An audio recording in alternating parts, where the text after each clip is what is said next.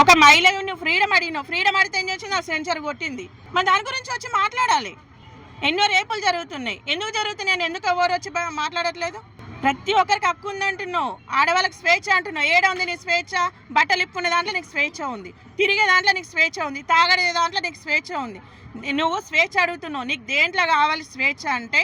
మగవాళ్ళు ఆడవాళ్ళు సమానంగా అన్నారు. నువ్వు ఉద్యోగం చేసే దాంట్లో స్వేచ్ఛ, భర్తను చూసుకునే దాంట్లో స్వేచ్ఛ ఇస్తారు. మొగని చంపి ట్రంపులో పెట్టి ఇంకొని వేసుకొని పోతే అది స్వేచ్ఛ అన్నారు. ఎన్ని అసలు అబ్బాయిలను అయితే పాటకాయలు మాదిరి లేపేస్తారు, ఈ ఆడవాళ్ళు అయితే పాటకాయలు మాదిరి లేపేస్తారు. మామూలు కాదు, పెళ్ళిళ్ళు చేసుకోవాలంటే చచ్చిపోతారు ఒక్కొక్కడు.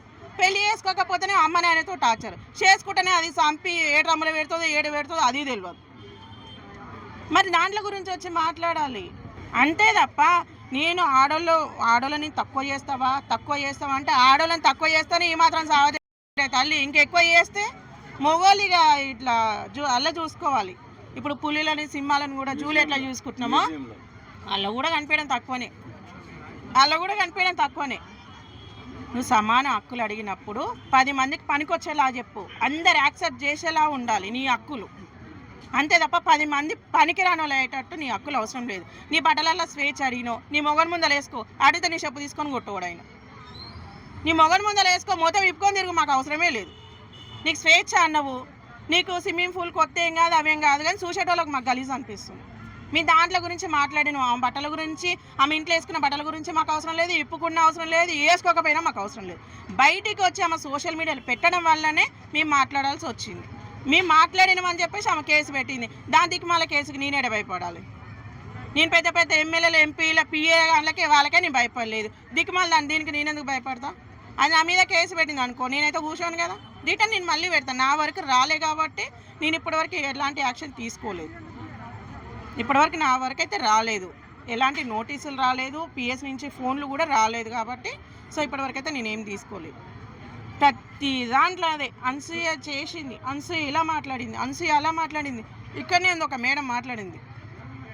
అసలు అనసూయ చేసింది కరెక్టే. ఏం కరెక్ట్? బట్టలు ఇప్పుకోవడం కరెక్ట్. మరి ఈ షాపింగ్ మాల్ కూడా తీపిచ్చేసి చిన్న చిన్న మిడిల్ షెడ్యూల్ పెట్టినాం అనుకో, అందరం సెట్ అయిపోతుంది అనమాట. ఇక ఈ లెక్క చూస్తే అందరికీ ఇక ఈ పెద్ద పెద్ద చీరలు, ఈ పట్టు చీరలు ఎందుకు అన్నీ మూపియాలి, ఇప్పుకొని మొత్తం మిడిల్ షెడ్యూల్ మన గోవాలో వేసుకున్నట్టే వేసుకోవాలి. దానికి కూడా గోషి అని పేరు వచ్చినట్టు దీనికి కూడా అట్లనే వస్తుంది. నువ్వు ఒక సెలబ్రిటీవి, నువ్వు ఎట్లుంటే బయట వాళ్ళు అట్లా వేసుకుంటారు. నువ్వు 10 మందికి మంచిగా చెప్పు, మేము కూడా నీ వెనుక వస్తాం, 7 వరకైనా రావడానికి ఐమ్ రెడీ. అంతే తప్ప నువ్వు బట్టలు ఇప్పుకొని తిరుగుతా నాకు అలానే స్వేచ్ఛ ఉందంటే పాండవేటి దోకి ఇసి పెడతాము. ఎవ్వడు ఊకునేది ఏం లేదు. పెద్ద పెద్ద దేశాలే మన భారతదేశానికి తల ఉంచుతున్నారు. తలకు మాసిన ముండ తీసుకొచ్చి తల కిందికి దించుతుంది. అవసరమా ఇదంతా? ఈ బట్టల గోలేంద్ర నాయన ప్రపంచంలో ఎన్నో తలగబడి ఉన్నాయి, దాంట్ల గురించి వచ్చి మాట్లాడతలేదు. దాంట్ల గురించి వచ్చి మాట్లాడాలి కదా. ఎన్నో ప్రాబ్లమ్స్ అవుతున్నాయి, ఫుడ్ లేక ఎంతోమంది ఇబ్బంది పడుతున్నారు, దాంట్ల గురించి వచ్చి మాట్లాడచ్చు కదా. చిన్న చిన్న పిల్లల మీద రేపులు జరుగుతున్నాయి, ఎందుకు జరుగుతున్నాయి అంటే దీన్ని చూస్తుంటే దాని వై చేస్తున్నాడు అంతే. రేపులు ఎలా జరుగుతున్నాయి అంటున్నారు, ఎలా ఎందుకు జరుగుతాయి? నువ్వు ఇప్పుకొని తిరుగుతున్నావు, నువ్వు దొరకలేవు, నువ్వు దొరికితే నీకు ఖచ్చితంగా నిన్నే చేస్తారు, నువ్వు దొరికితే ఖచ్చితంగా నిన్నే చేస్తారు. నిన్ను చూసుకొని దాన్ని చేస్తుండు వాడు, అందుకే జరుగుతున్నాయి. ఇంత ముందుకు జరగలేదా రేపులు అనేది? ఇంత ముందుకు ఇంత దళిద్రమైన ఫోన్లు లేవు, యూట్యూబ్లు లేవు, బ్లూ ఫిల్మ్ లేవు, ఏమి లేవు. అప్పుడేమో కామంతో జరిగినాయి, ఇప్పుడు కళ్ళు నెత్తికెక్కి జరుగుతున్నాయి. ప్రతిసారి ఇదే మాట్లాడుతావు, మొగోలే తప్పు. ఏడే తప్పు అయింది? నువ్వు ఇప్పుకొని తిరుగుతున్నావు, వాడిని ఇలాగ ఇప్పుకొని తిరుగుతున్నా, ఏ మొగోడు తిరుగుతుండు? వాడు పద్ధతిగా బట్టలు వేసుకొని తిరుగుతుండు, నువ్వు ఇప్పుకొని చూపిస్తున్నావు కాబట్టి వాడు అట్లా చేస్తుండు. నువ్వు పద్ధతిగా చీర కట్టుకొని పోయిందని వాడని చూస్తుండా? చూడమాను ఏం రా బాడుకో ఇప్పుడు అన్నమాట ఇంకోసారి అని అంటే ఊకుట ఆడు మళ్ళీ కూడా చూడడు, నీ దండమేడుతోనే తల్లి అని పారిపోతాడు. నువ్వు ఈగిల పడితే వాడు ఈగిల పట్టి తప్పు మనకాడ పెట్టుకొని ఎంతసేపు ఉన్న మొగోందే తప్పు. ఏం తప్పు ఉంది? మొగోడు దొడ్డికాడు కుక్క ఎంత, మొగోడు అంత. ఆడవాళ్ళ కాడు ఉంటుంది ఏదైనా. నేను మొత్తం నా మొగోనికి తప్ప నేను అందరికి ఇప్పి చూపిస్తా, వాళ్ళందరూ నా అన్నలు నా తమ్ముళ్ళు అంటే ఇక టికెట్లు కట్టుకొని వచ్చి చూస్తారు, మీ అన్నని మీ తమ్ముడిని. ఏ మొగోడు అనుకుంటుండు వాళ్ళ అన్న తమ్ముడు చెల్లె అని? ఎవ్వడు అనుకోడు. కొంతమంది సొంత చెల్లెలని చేసిన వాళ్ళు లేరా? ఎంతమంది ఉన్నారు. అలాంటి భారతదేశంలో పుట్టాను, ఇలా ఎందుకు పుట్టాను నేను అని మన నాన్వేషణ గాడు నీచంగా మాట్లాడిండు. మరి ఇప్పుడు చేతుల్లో నేను కాడిపోయిందా ఈ అనసూయ? చేతుల్లో నేను కట్టలు కట్టనిక పోయిందా? ద్రౌపది దేవిని అవమానించిండు, సీతాదేవిని అవమానించిండు. అంటే వీళ్ళందరికీ, ఈ మహిళా సంఘ పెద్దలందరికీ వాళ్ళ ఆడ మనుషులా కనిపించలేదా? అంటే దేవత కంటే పవిత్రమైంది అనసూయ. అందరు దండం పెట్టుకుని నేను కనిపిస్తుంది. ద్రౌపదేవి కంటే సీతాదేవి కంటే పవిత్రమైంది అనసూయ. ఈ మహిళా సంఘ పెద్దలందరూ మరి ఏ సందులో ఇవన్నారు? ఇప్పటి వరకు మన మీద ఎందుకు యాక్షన్ తీసుకోలేదు? ఎందుకంటే ఇన్కమ్ లేదు. ఇన్కమ్ ఉంటే ముందుకు వచ్చి మాట్లాడతారు. అది కాదు, నిజంగా మీరు నిలబడ్డారు కదా, నిలబడ్డలు న్యాయం చేయండి. లేకపోతే సాపుడు ఆడి ఇంత కూటర్ తాగి ఇంట్లో వండుకోరు.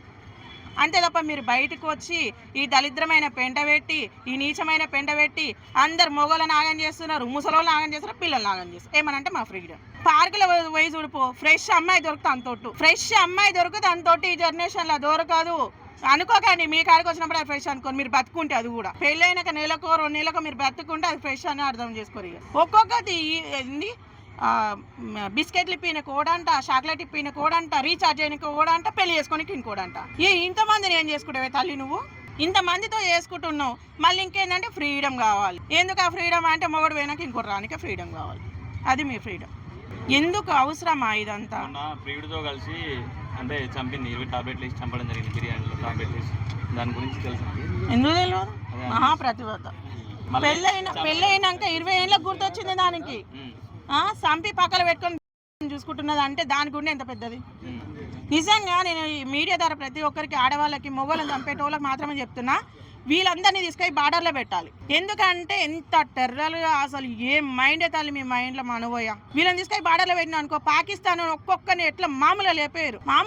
అనవసరంగా పాపం జవాన్లు చచ్చిపోతారు. కానీ వీళ్ళని తీసుకొని పెట్టాలి. వీళ్ళని పెట్టిరు అనుకో, రోజుకొని లేవట్టుకొని వస్తారు. వీళ్ళ టాలెంట్ తగలబెట్ట.